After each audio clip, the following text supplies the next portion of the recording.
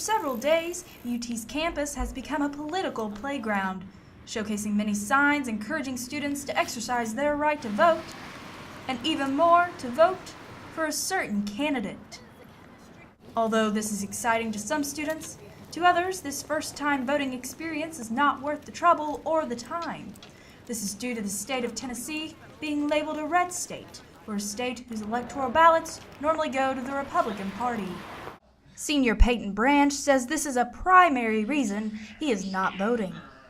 It's hard, I guess, living in a red state. I mean, there's a lot of, you go on social media and there's just a lot of hatred for President Obama, and it's kind of disheartening to read sometimes. But it's okay. It's not a big deal. I don't really take politics into account too much, so it's fine.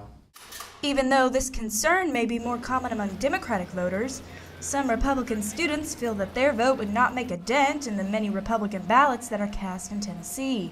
Junior Rachel Sharber says this worked to her advantage. And I'm totally fine with that, obviously, because I associate myself with the Republican Party.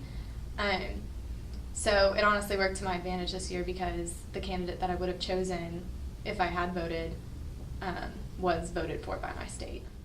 While many students think that their vote does not matter, other students believe that their vote is a critical part of their American freedoms. ROTC member Austin Martin believes that every citizen should exercise their right to vote.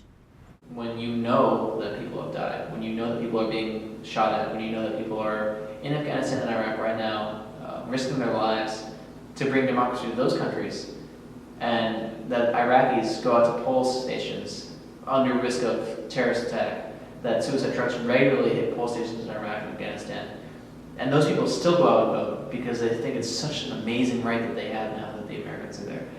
And when people here are just, they don't care enough to do it, you go ask an Iraqi, or you go ask a Russian, or you go ask a North Korean what they would do for a chance to choose their leadership of their country.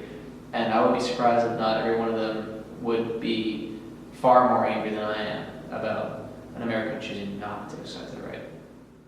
One thing is certain, students are not happy with the way the government is going.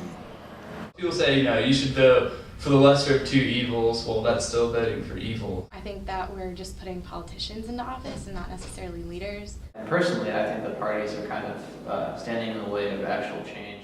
This is Julia Mangin and Maggie Solomon reporting, Gem 230 News.